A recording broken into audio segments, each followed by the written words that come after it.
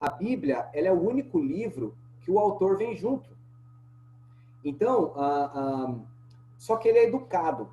Se você não ora, não pede ajuda, não pede orientação dele antes de abrir a palavra dele, ele deixa você se guiar. Mas se você pedir em oração, ele vai te dar o conhecimento necessário para a tua salvação, e que isso é importante, né? Eu já convido vocês a abrirem o livro de Daniel. Se vocês estão com as suas Bíblias aí, abram o livro de Daniel. Se vocês não estão com suas Bíblias, é bom que você esteja. Papelzinho para anotar, caneta, é coisa boa. Vai ter informações novas. Hernani? Weber, meu amigo, boa noite a todos aí. Você vai gravar essa pregação? Que uma amiga nossa em comum pediu para gravar, rapaz, se for possível. Não tem problema. Valeu, crente. Nada que R$6.000 por minuto não pague. A gente grava direitinho, manda a conta bancária e ela terá o vídeo gratuitamente. Eu vou estar gravando já. O bom é que eu vou pro céu e você não vai, né, crente? Mas tudo rapaz. Bem. Tamo junto. Obrigado, querido. Eu vou pro céu e ainda vou com o dinheiro desses vídeos ainda, viu? Vamos lá. Deus abençoe. Queridos, o livro de Daniel é um livro muito especial. Ele é um livro profético, é um livro que é irmão do livro de Apocalipse, tá? E ele fica no Antigo Testamento ali, dando tempo aí de vocês abrirem o livro de Daniel, porque a gente vai considerar o livro de Daniel hoje. Antes de entrar profundamente no livro de Daniel, no tema dessa noite, né, profundamente não, tudo aqui vai ser bastante superficial, né? Embora vocês vão ver que é mais profundo do que aquilo que a gente está acostumado, né? Olha só o que acontece aí. Nós vamos dar uma olhadinha num PowerPoint que eu fiz aqui. É simples, só para vocês terem uma ideia da língua em que foi escrito Daniel, para a gente poder compreender, né? Então, nesse estudo 1 aí, né, a gente vai trabalhar o tema da prudência, né? Vamos lá dar uma olhada aí para ver o tema aí no estudo de Daniel. Nós vamos primeiro conhecer o hebraico, tá? Ó, o hebraico é a língua que foi escrita o Antigo Testamento. O Antigo Testamento foi todo escrito em hebraico, com algumas partes em aramaico. O que acontece é que é o seguinte: a língua hebraica, ela é constituída de só consoantes. Hoje é que existem as vogais. Do ano 300 a.C., depois é que eles inventaram as vogais. Mas antes não. Era tudo vogais. É tudo consoantes. Agora, como é que eles liam essa consoante? A gente não consegue ler, né? Porque a gente vê todas aquelas consoantes, a gente precisa da vogal para poder estar fazendo as ligações. Mas eles já cresciam sabendo como fazer. Então, tinha um fenômeno na língua que ajudava eles a pronunciar as palavras só com consoantes. Ou seja, no mundo das ideias, tinha as vogais, só não tinha escrito, né?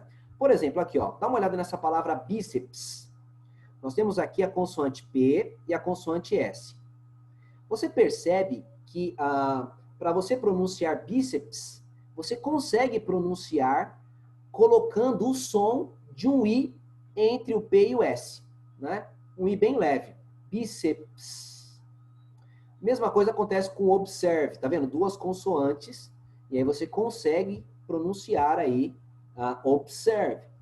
Crack, também duas consoantes, perde o som do C e fica aquele som de K, né? Vemos aqui também duas consoantes aqui, TV.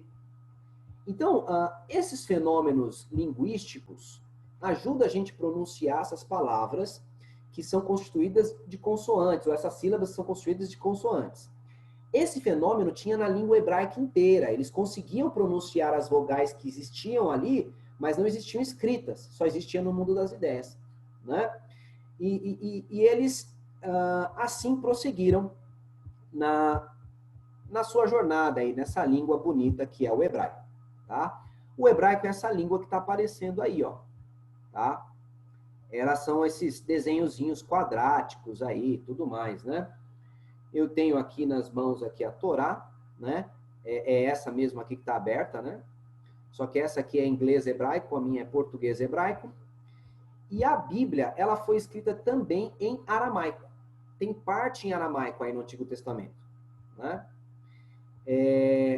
O aramaico e o hebraico são línguas irmãs, tá? São línguas próximas. Tanto é que eu tenho aqui um dicionário, aqui, ó, como vocês podem ver, aqui, ó, dicionário hebraico-português, aramaico-português. Eles põem até junto. E são escritos com as mesmas letras, tá? Vamos entender mais ou menos a título de curiosidade, tá? Não vamos cobrar isso de você, mas como é que funciona a leitura, né, do hebraico aí, tá? Essas são as letras do hebraico, tá? Aqui nós temos o Aleph, que é a primeira letra do alfabeto, mas não representa o A, não. É uma letra muda, é tipo um H. Ele sempre tem que estar junto com uma vogal, né? Então ele pode ser A, E ou U, dependendo da vogal que eu acompanhar. Aqui é o B, aqui é o G, aqui é o D, H, e assim vai indo. O que é interessante é que o hebraico ele é da direita para a esquerda que se lê. É no sentido inverso que a gente está fazendo. E aí desce normal aqui para essa linha, e assim sucessivamente, né? Esse verso aqui é um dos versos mais importantes, se não o mais importante do Antigo Testamento. Que diz aqui assim, ó, Shema, que é ouve, Israel, né? Israel. Aqui é o nome de Deus. Que quando eles veem o nome de Deus, eles falam Adonai, a palavra Senhor. Eles não pronunciam o nome de Deus. Então, Shema Israel, Adonai, né? O Senhor, nosso Deus, é o único Senhor, né? Então, o monoteísmo para Israel é uma das coisas mais importantes aí. E deve ser para nós também, né? Vamos ver como é que funciona aqui. Eu vou pegar essa primeira palavra aqui, a palavra Shema, e eu coloquei aqui, ó, tá vendo? Essa letra com pinguinho do lado direito é o SH. Tem aquele som de shampoo, chave, xícara, né? É esse som aqui da letra Shin. Aqui, ó, nós temos um Shevá, né? E ele tem som de E quando ele fica no começo da frase, né? Aqui nós temos um M, tá? O men, que é o som de M. Um patá, que é um dos tipos de As. E aqui tem uma letra muda, uma espécie de um H também, né? Então, como é que a gente faz para ler o hebraico? Ó, coloquei aqui embaixo aqui o Shin, tá vendo? Aí, eu coloco a vogal embaixo dele aí. Aí vira She. Aí, se eu coloco o men do lado, vai ficar Shem. Se eu coloco o patazinho embaixo, vai ficar Shema. E se eu coloco uma letra muda no final, aí você alonga, fica Shema, né? Que é a palavra ouve, né? O que é interessante é que o hebraico e o aramaico, eles se escrevem com as mesmas letras, mas são línguas diferentes, que nem acontece com o inglês e o português aí, tá? Em inglês nós temos aqui, ó, love. E nós temos a palavra português levo, que é escrita com as mesmas letras, mas é uma língua diferente, né? Até aqui, deu para vocês compreenderem, saíram vivos dessa explicação? Deu para compreender aí? Tudo ok? Mas por que você está ensinando isso, cara? Culto de quarta-feira, você é doido? Ó, isso aí vai ajudar a gente a compreender a prudência de Daniel. O livro de Daniel é escrito em duas línguas, hebraico e aramaico. E até hoje há muitas discussões teológicas sobre por que Daniel escreveu o livro em hebraico e aramaico. Daniel era capacitado para escrever nas duas línguas. Primeiro que ele veio do cativeiro, veio de Jerusalém para a Babilônia, e essa vinda dele para a Babilônia, ele vem falando a sua língua, que era o hebraico. Só que agora na Babilônia se falava o aramaico, e a Bíblia fala que Daniel estudou o aramaico. Então Daniel, ele era pelo menos bilíngue, e ele conseguiria, evidentemente, escrever o livro em duas línguas. Mas, irmãos, que sentido faz um homem escrever o livro em duas línguas? Imagina aí que você começa a ler o livro, né? E o Senhor, né? Começou a criar o mundo. E aí, de repente, começa: In the beginning, God created the heaven, the heart, and the spirit. É muito estranho. E os estudiosos que não gostam da Bíblia olham esses textos e diz o seguinte: quem escreveu Daniel foram duas pessoas, não foi Daniel. Foi um camarada, foi um outro, juntou o livro, foi montando com o passar do tempo. Então o livro não é antigo como se diz que é. O que é interessante é que ficou provado que o aramaico o aramaico do livro, ele é do 4º século antes de Cristo. Ou seja, então não pode ser o que esses homens estão falando. Mas a pergunta continua ainda. Por que Daniel escreveu o livro em 2 línguas? Olha só que coisa interessante. Eu estive na África há pouco tempo, né? Em dezembro, Hernani, nós fomos juntos para lá. O que é interessante é que a gente percebia que a gente percebe que os africanos têm uma facilidade para línguas que é um negócio tremendo. Eles falam 2, 3, 4 línguas, né? E o que é interessante é que quando eles não querem que você saiba o que eles estão falando, eles usam o idioma local deles. Quimbundo, umbundo. Então, os camaradas estão pertinho de você, chegou lá, os camaradas começam. E aí você fica perdido. Então, grava essa ideia, porque é essa ideia que Daniel aplica no livro. Para que você usa uma língua que você conhece e a outra pessoa não conhece? Para que você possa ocultar informações, ter diálogos ocultos que essa pessoa não possa saber. Esse conceito vai ajudar a gente a entender o livro de Daniel. Você está com a Bíblia aberta aí no livro de Daniel, capítulo 1, né? Ó, para você ter uma ideia, do capítulo 1, versículo 1, até o capítulo 2, versículo 2, a primeira parte é todo escrito em hebraico. E aí, quando começa aquela parte aqui, ó, quando vieram se apresentar diante do rei, aí começa o aramaico. E aí é muito estranho, porque ele divide o próprio diálogo do texto com as 2 línguas, aramaico e hebraico. Que estranheza é essa? Lembra lá do conceito?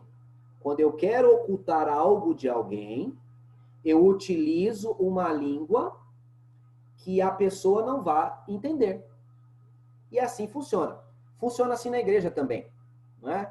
Eu tô com a minha filha que ela é surda. E aí a gente fala em libras com ela, né? Mas de repente a Noemi tá lá à distância fazendo bagunça. Aí de longe, eu só faço uns sinaizinhos lá, ó. Ninguém sabe que eu falei. Chegando em casa o couro vai comer. Então, é esse conceito que Daniel está usando. Agora, então, a gente sabe que os caldeus falam a língua caldeia ou o aramaico, e Daniel fala o hebraico também. Então, Daniel, se ele quer ocultar algo dos homens, ele escreve em hebraico e não em aramaico. Quando ele quer escrever algo que os homens podem ler, ele escreve em aramaico. Agora, o que Daniel queria, então, esconder no capítulo 1? Vamos dar uma olhada aí. Ó. Versículo 1 e versículo 2. Diz assim a Bíblia, ó. No 3º ano do reinado de Jeoaquim, rei de Judá, veio Nabucodonosor, rei da Babilônia, e sitiou a Jerusalém. O Senhor entregou nas suas mãos a Jeoaquim, rei de Judá, e uma parte dos utensílios da casa de Deus. E ele os levou para a terra de Sinear, para a casa do seu Deus, e pôs os utensílios do tesouro na casa do seu Deus. Daniel, ele descreve agora a invasão que Nabucodonosor, rei da Babilônia, fez na terra dele, Jerusalém, e levou cativo e levou ainda os utensílios de Deus para o templo deles. As guerras no passado eram guerras entre os deuses. De modo que, se eu venço a guerra contra você, era uma demonstração que o meu Deus é mais forte que o seu. Daniel não acreditava que o Deus da Babilônia era mais forte que o dele. Mas se Daniel escreve isso aqui em aramaico, e os caldeus veem o texto, eles iam falar, até o próprio Daniel reconhece nos seus escritos que o nosso Deus é mais poderoso. Então Daniel, muito inteligente, para proteger a imagem de Deus, a imagem da igreja, que não é bem isso, os caldeus não entenderiam, ele escreveu isso em hebraico, porque os homens não seriam capazes de entender. Então é muito importante esses aspectos. É defender a Deus, defender a igreja.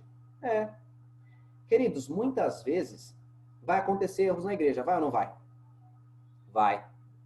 E nós, como é que a gente deve agir? Pelo texto de Daniel, a gente sugere que a gente deve ser prudente. Por que prudente? Muitas coisas que nós falamos da igreja podem trazer as pessoas para Cristo ou afastá-las dele para elas nunca mais voltarem. Eu até mencionei no culto de sábado, né, um texto do Parábola de Jesus, que diz que muitos pais estão pedindo oração para os seus filhos quando eles mesmos colocaram seus filhos para fora da igreja por meio dos seus comentários ao redor da mesa. Eles vão falando, o fulano de tal, o ancião, é a barba dele, é a roupa dele, aquele negócio e tudo mais. E o menino só está ganhando o lance e falando, é verdade, a igreja não presta, meu pai está certo. E quando ele tem idade madura, esse menino perde o sabor para com a religião, e esse sabor que ele perdeu foi influência do lar. Então é muito importante que a gente seja prudente em proteger a igreja, a imagem da igreja e tudo mais. É uma coisa boa. A gente vê aqui no livro de Daniel. No capítulo 1 ainda tem mais coisa que Daniel tinha razão para escrever em hebraico. Dá uma olhada lá no versículo 5. O rei lhes determinou a ração de cada dia, da porção do manjar do rei, e do vinho que ele bebia, e que assim fossem criados por 3 anos, para que no fim deles pudessem estar diante do rei. Queridos, o rei no passado, ele era tudo. Ele era o poder legislativo, executivo, judiciário. O rei era tudo. E o rei fez uma lei. É o seguinte, vai determinar essa alimentação para esses meninos. Na cabeça do rei, era a alimentação mais saudável que tinha. E o rei falou, vai alimentar esses meninos, aí, que essa comidaiada, eles vão ficar bem saudáveis e tudo mais. Ou seja, a alimentação que o rei deu era lei, ela devia ser seguida. Agora, acontece, ali no versículo 8, que esse Daniel teve uns pensamentos diferentes. Olha o que Daniel fala, ó. Mas Daniel propôs no coração não se contaminar com a porção do manjar do rei, nem com o vinho que ele bebia. Portanto, pediu ao chefe dos eunucos que lhe concedesse não se contaminar. Então, Daniel foi fazer pedido lá para o homem, querido. É o seguinte, essas comidas aí a gente não encara não, rapaz. Deixa a gente comer essa comida aí não, tal. Amigos, homem nenhum atenderia o pedido de um escravo. Naquelas condições, homem nenhum. No entanto, Deus tocou o coração desse homem. E Daniel, muito inteligente, falou assim para ele, olha, querido, aí no verso 12, experimenta-te 10 dias que deem legumes aos seus servos para eles comerem e água a beber. A palavra legumes aí não é bem legumes, é a palavra zeroim, é tudo que vem de sementes. Então pode ser verduras, pode ser frutas, pode ser cereais, tudo que vem de sementes, né, que produz sementes. E água para beber. Ele falou, experimenta 10 dias, porque se a gente ficar 10 dias, você vai ver que a alimentação nossa é boa, e aí você pode deixar a gente com a alimentação. Esse homem agora ficou com a dúvida que o Espírito Santo colocou no coração dele.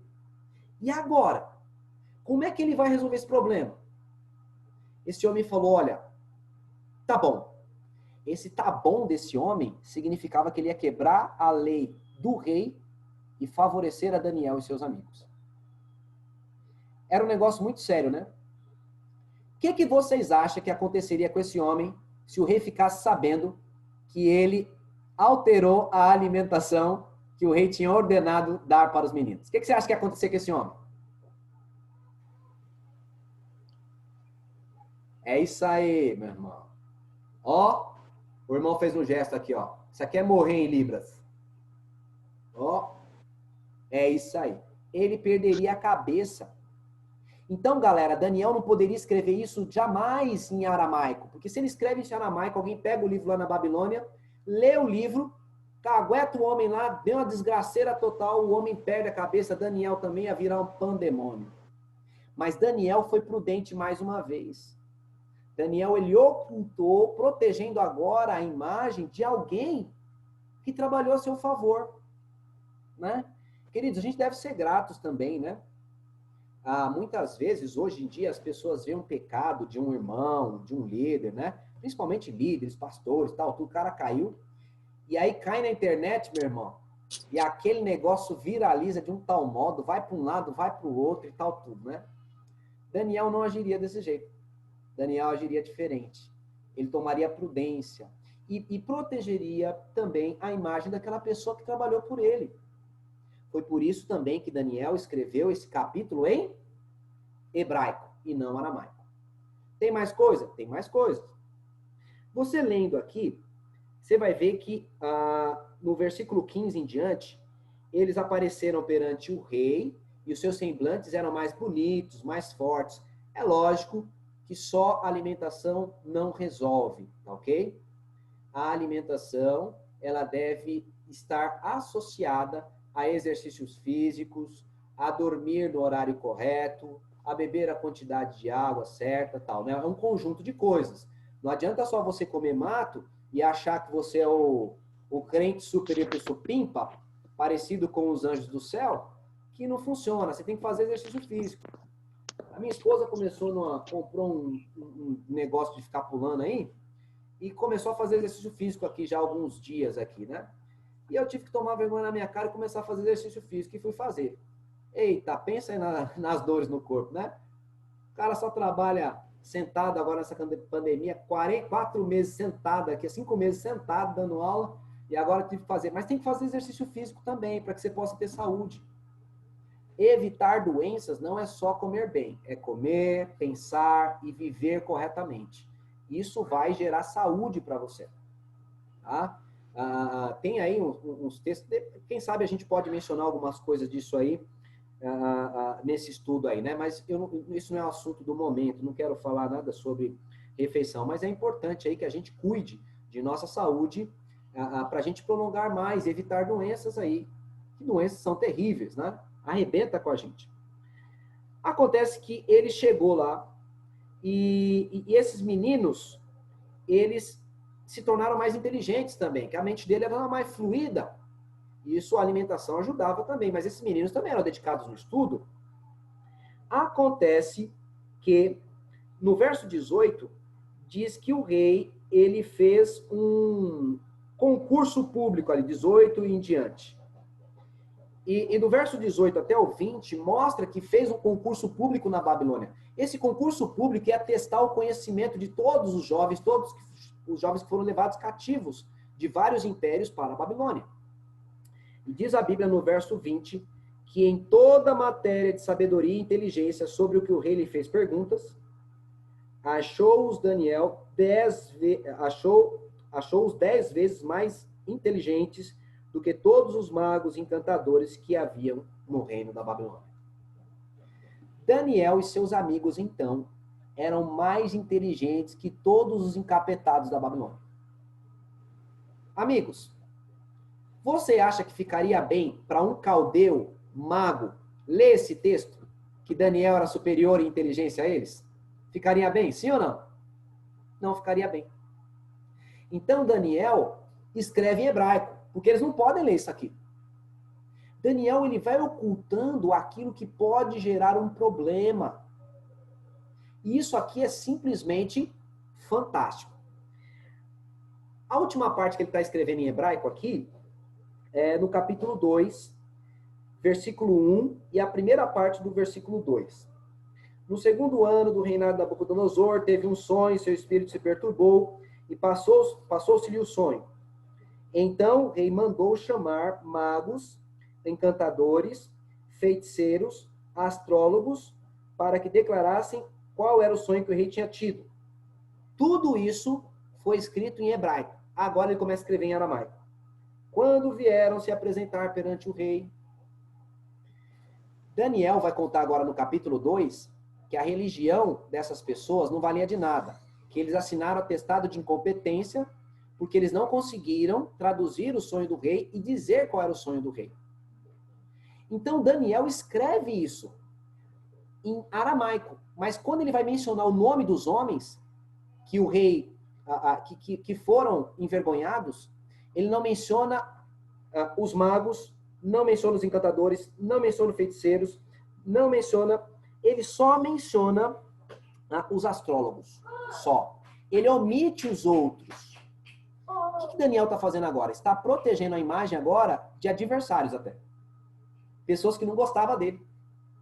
E Daniel falou, ó, vou contar aqui, mas eu vou mencionar astrólogos, porque todos eles trabalhavam com astrologia, um negócio meio geral, né? E não ia ser específica ali uma classe. Mas ele protege ali os magos, protege os feiticeiros, ele protege a imagem deles. E aí Daniel conta em aramaico agora o milagre que Deus fez, tal. Ele vai mencionar o nome desses homens lá nos versículos, lá no versículo 24 em diante, é que ele vai mencionar ali esses rapazes, né? No verso 27, mais propriamente dito. Mas Daniel só menciona quando ele vai fazer o seguinte: ó rei, não mata eles não. É impossível revelar isso. Então Daniel menciona eles quando não é ruim mencioná-los. Amigos, nós também precisamos cuidar. Mesmo quando estamos falando de pessoas que a gente não se dá muito bem. Muitas vezes a gente tem alguns sabores com algumas pessoas e a gente solta a língua e fala, ele é desse jeito, ele é assim. Não sei, talvez seja o seu marido que você faz isso, que está brigando muito com ele, talvez seja a sua esposa, talvez seja aquele vizinho que fica jogando lixo na sua porta de casa, ou aquele camarada, aquele vizinho que fica estacionando o carro na frente da sua casa, ou aquele outro vizinho que ficou escutando funk, naquele som nas alturas. Talvez seja aquele irmão de igreja que é muito chato. Tem muito irmão chato na igreja, é verdade. Tem, com certeza tem. Queridos, se você orar por ele, você vai fazer mais do que você faria com as suas palavras de acusação, de vitupério. E se você estiver com a razão e se guardar, você vai parecer com Jesus Cristo. E Deus vai te abençoar por isso. Então você verifica que o livro de Daniel demonstra que ele era muito prudente, gente. Ele se guardava do mal, ele evitava confusão, ele não ficava procurando encrenca. Ele era um homem de paz. Outra coisa que Daniel oculta também é que é o seguinte: o livro de Daniel, a partir de então, é escrito em aramaico. Capítulo 2, capítulo 3, capítulo 4, capítulo 5, capítulo 6, capítulo 7, todo é escrito em aramaico. Mas quando chega no capítulo 8, Daniel volta a escrever em hebraico. E ele vai escrevendo hebraico até o final. Agora, por que que Daniel escreve do capítulo 8 em diante em aramaico? Sabe por quê? Porque no capítulo 8 de Daniel em diante é a parte mais sólida da profecia de Daniel, e tinha coisas que Daniel não compreendia, coisas que Daniel não conseguia entender. Dá uma olhada aí no capítulo 8, versículo 26 e 27. Capítulo 8, versículo 26 e 27. Diz assim, ó: a visão da tarde e da manhã que foi dita é verdadeira. Tu, porém, encerra a visão, porque só daqui muitos dias ela se cumprirá. Verso 27. Eu, Daniel, então estive enfraquecido e enfermo alguns dias. Então me levantei e tratei dos negócios do rei, e espantava-me com a visão, e não havia quem a entendesse. Daniel, ele recebeu a visão, escreveu a visão, mas a visão não era para ele, era para nós, para os nossos dias. Então Daniel não tinha um conhecimento profundo. Daniel ficou com receio desses homens na Babilônia lerem e perguntar para ele algo que ele não sabia. Ué, mas você não sabe chão de Deus? Como é que você não sabe o negócio dele? Aí, as coisas que Daniel tinha dúvida, era meio anuviado para ele, Daniel escreve em hebraico para os homens não lerem. Só aquilo que era claro, só aquilo que ele poderia explicar, só aquilo que ele poderia... Então, amigos, a gente percebe no livro de Daniel uma tremenda delicadeza em relação a ser prudente. E assim nós vamos tirar as lições dessa noite para a nossa compreensão em nível espiritual. Pensa aí, só uma pergunta reflexiva. Você tem sido prudente? Prudência envolve vários aspectos. Vamos pegar os motoristas que tem aqui. Nós temos motoristas aqui, né? Temos aqui, ó, Naná, Anastácio. Quem mais aqui é motorista? Marcelão, Daniel, eu sou. Quem mais? Júnior. Júnior é caminhoneiro, rapaz.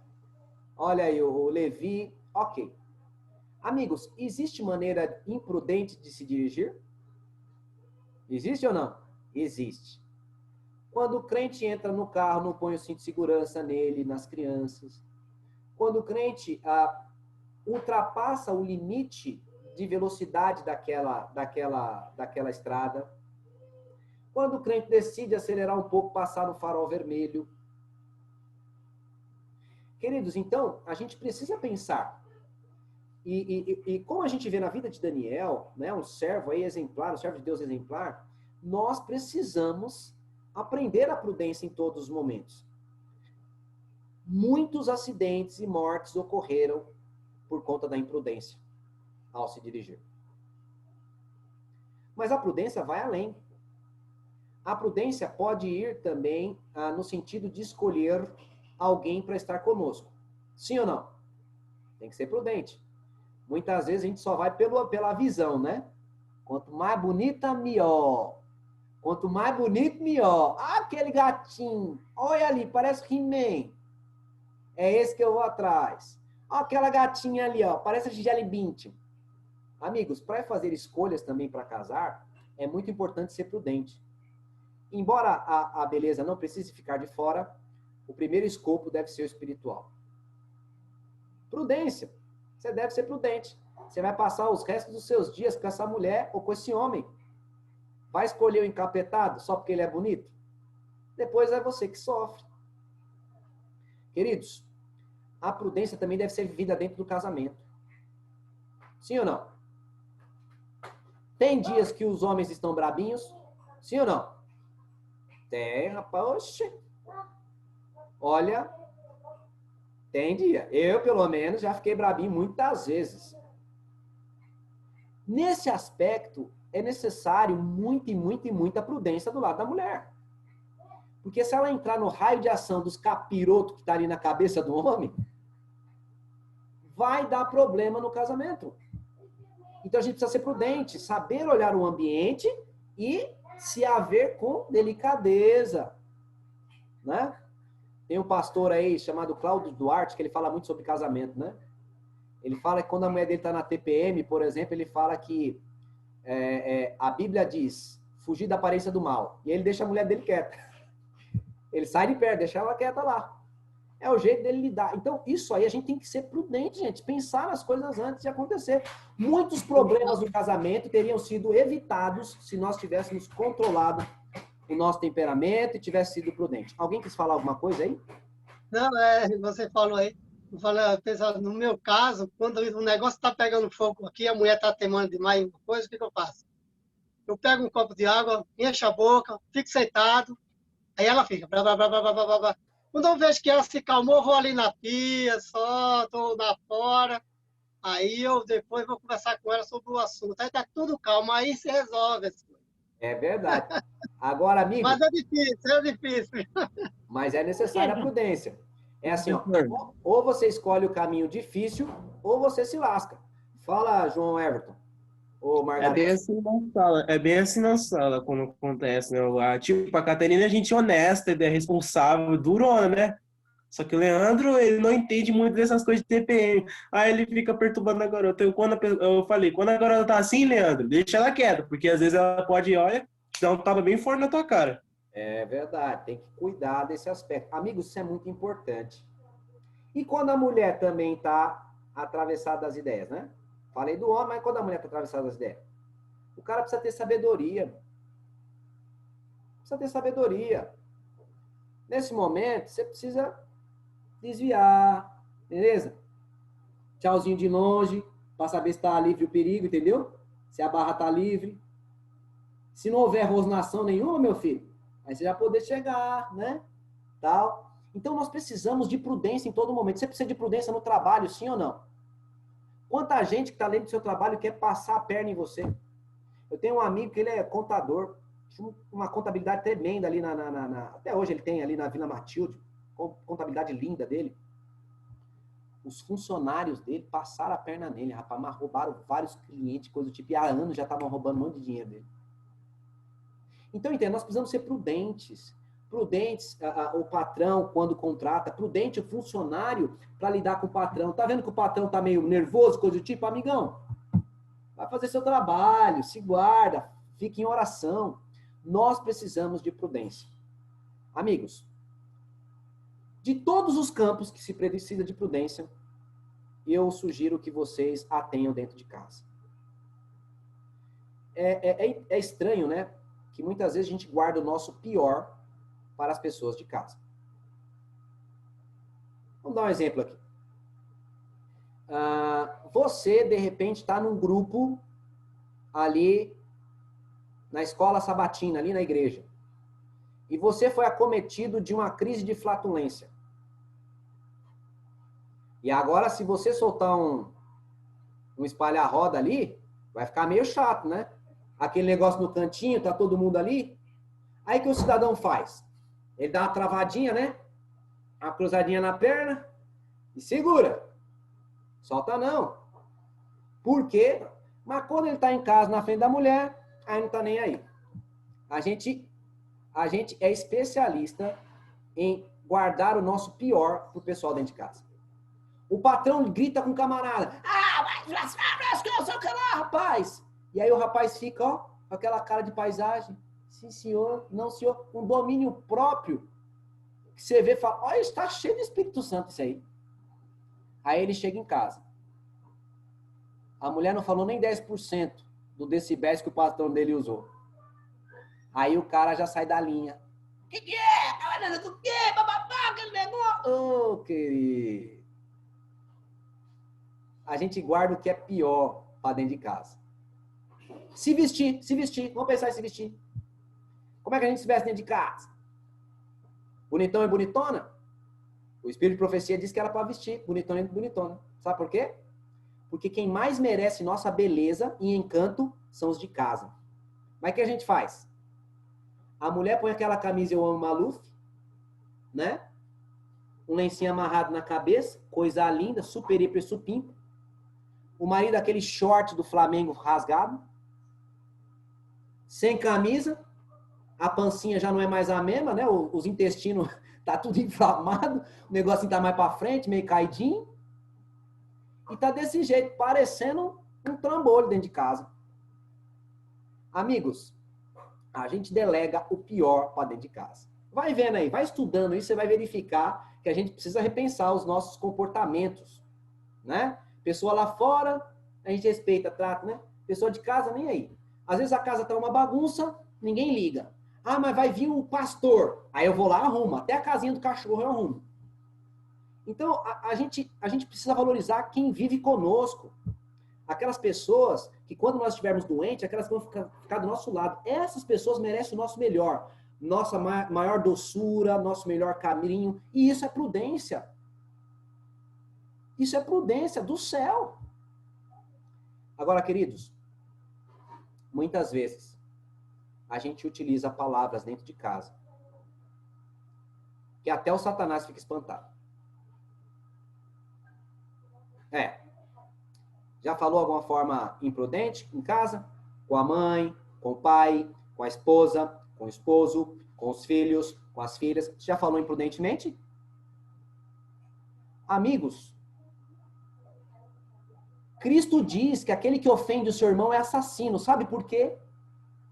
Porque quando o irmão ficou ofendido pelo que você falou, seja o que for, às vezes é até verdade o que você falou, mas quando ele ficou ofendido, o organismo dele começa a produzir altas quantidades de adrenalina e cortisol, e esses hormônios em alta quantidade, ele começa a matar células e consumir energia vital. Essa pessoa está morrendo aos poucos. Sabia disso? Por isso que ele fala, aquele que ofende o irmão é um homicida. Queridos, nós precisamos cuidar com nossas palavras. Paulo diz, sofrei antes do dano. É melhor perder. Se você é um maduro cristão na época, é melhor perder, segura a bronca. Seja prudente, e Deus vai te abençoar como abençoou Daniel, como abençoou José. Quando a gente sabe sofrer pelo poder de Deus, Ele transforma essa maldição em bênção para nossas próprias vidas. Queridos, é muito importante ser prudente. Há muitos corações magoados dentro das casas. Maridos magoados com suas esposas, esposas magoadas com seus maridos, filhos com os pais, pais com os filhos, porque não agimos prudentemente também no falar. A Bíblia fala que pelo nosso falar seremos julgados e pelo nosso falar seremos condenados. É muito sério, é muito sério. A Bíblia diz para a gente temperar nossa palavra com sal. Com sal. E eu vou ler um texto para a gente fechar o texto do estudo dessa noite. Aprendendo na Prudência de Daniel. Esse texto está no livro Testemunhos para a Igreja, volume 1, na página 333. É um texto muito fantástico, muito fantástico. E eu vou até desafiar vocês aqui, tá? Eu vou disponibilizar esse texto aqui nas redes sociais, vou falar para o pastor, para divulgar esse texto aqui. Quem decorar esse texto vai ganhar um livro meu. Quem decorar esse texto aqui, esse parágrafozinho aqui, vai ganhar o texto meu. Vai ter 3 semanas para você fazer isso aí. São 21 dias. O tempo que Daniel fez o jejum é o tempo que você vai fazer para decorar aí. Tudo bem? Olha o texto, como o texto é importante, ó. Vou fazer o seguinte, ó. Eu vou falar frases e você repete aí. Mutado mesmo, não precisa desmutar não. Mas mutado mesmo, você repete o texto, tudo bem? Vamos lá. Sem fé é impossível agradar a Deus. Sem fé é impossível agradar a Deus.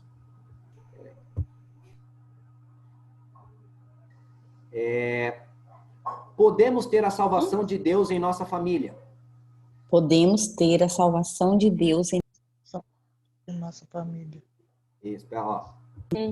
Pode ficar mutado aí mesmo, porque senão virou uma bagunça, cada um fala ao mesmo tempo aqui, tá? Então vamos lá. Começar de novo aí, para dar certinho. Sem fé é impossível agradar a Deus. Podemos ter a salvação de Deus em nossa família. Mas devemos crer nela, viver por ela e ter constante e inabalável fé em Deus. Esse texto aqui é fenomenal, porque ele já está dizendo que todo mundo na sua casa pode ser salvo. Já é super, hiper, supimpa. Então vamos lá. Olha a continuação do texto. Para ter a salvação na família, olha o que a gente vai ter que fazer. Cumpre-nos subjugar o ânimo precipitado e controlar as nossas palavras. Repete. Cumpre-nos subjugar o ânimo precipitado.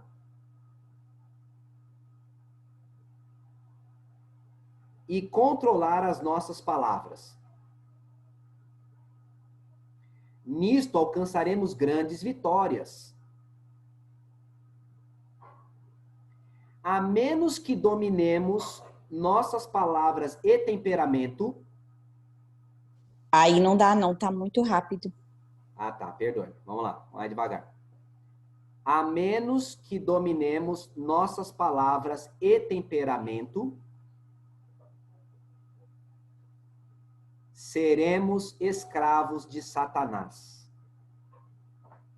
Se você não domina as palavras e o seu jeitinho, eu nasci assim, eu cresci assim, vou morrer assim, tu vai morrer perdido. Porque diz aqui o texto que você é escravo de Satanás. Professor, minha mãe não conseguiu anotar as palavras. Você pode falar tudo de novo? Ah, vocês estão anotando? Não precisa anotar agora não. Eu passo o texto para vocês aqui depois. Antes de fechar, eu passo o texto aqui no... Ok, professor, tá bom. Tá? Eu passo nos grupos aí também. A gente vai divulgar o texto, tá bom? Olha o que diz mais aqui, ó. Estaremos sujeitos a ele que nos levará cativos. Ó, quando a gente não controla o temperamento, as palavras, nos tornamos escravos de Satanás e ele nos leva preso. Ou seja, ele nos usa para o que ele quiser. Olha o que diz mais. Todas as contendas e palavras desagradáveis e impacientes ou mal-humoradas são uma oferta à sua majestade satânica. Vou repetir esse texto que é duro. Todas as contendas e palavras desagradáveis, impacientes e mal-humoradas são uma oferta à sua majestade satânica. Toda vez que você é imprudente no falar, pode pensar que você seja o servo mais bonito de Jesus. Você é um escravo de Satanás enganado, pensando que é servo de Jesus. Olha o que diz aqui mais. É uma oferta tão dispendiosa, cara, né? É uma oferta tão cara, mais dispendiosa do que qualquer sacrifício que possamos oferecer a Deus. Você pode doar todos os seus bens, ajudar os pobres necessitados, ressuscitar mortos, mas se você não controla suas palavras e temperamentos, você fez um sacrifício a Satanás maior do que aquele que você ofereceu a Deus. Amigos, Daniel se ouve prudentemente na Babilônia. E no campo do adversário, Deus o protegeu e o guardou. Mas ele também colaborou com essa proteção. Porque se ele tivesse sido imprudente, Daniel não teria durado tanto. E digo mais, Deus usou Daniel para a conversão de Nabucodonosor, o rei da Babilônia. E ele quer usar sua vida também para converter reis, mas muito melhor que converter reis é converter sua própria família e seus parentes chegar no céu com você. Que Deus abençoe cada um de vocês. Que todos nós aprendamos aí no livro de Daniel a sermos prudentes. E assim nós vamos ser mais felizes. A igreja vai ser mais feliz. No trabalho seremos mais felizes. Seremos mais abençoados. Amém. Porque Deus estará conosco. Vamos orar? Amém, pastor. Grande Deus de Israel, Criador dos céus e da terra. Nós te louvamos por sua misericórdia. E porque aprendemos hoje a importância da prudência. Ouvimos um texto muito forte. Um texto que fala que é necessário que nós dominemos o nosso temperamento. Porque todo aquele que não se domina é um escravo de Satanás. Seja nas palavras, seja na atitude, seja no apetite da alimentação, seja no apetite sexual, seja no espírito indomável, querendo ser bravo, nervoso, explosivo. Por favor, Senhor, dá-nos teu Espírito Santo, para que o nosso caráter seja semelhante ao de Jesus. Um caráter prudente e sólido. Em nome de Jesus pedimos e agradecemos. Amém. Que Deus abençoe cada um de vocês. Pode desmutar aí para falar, para perguntar.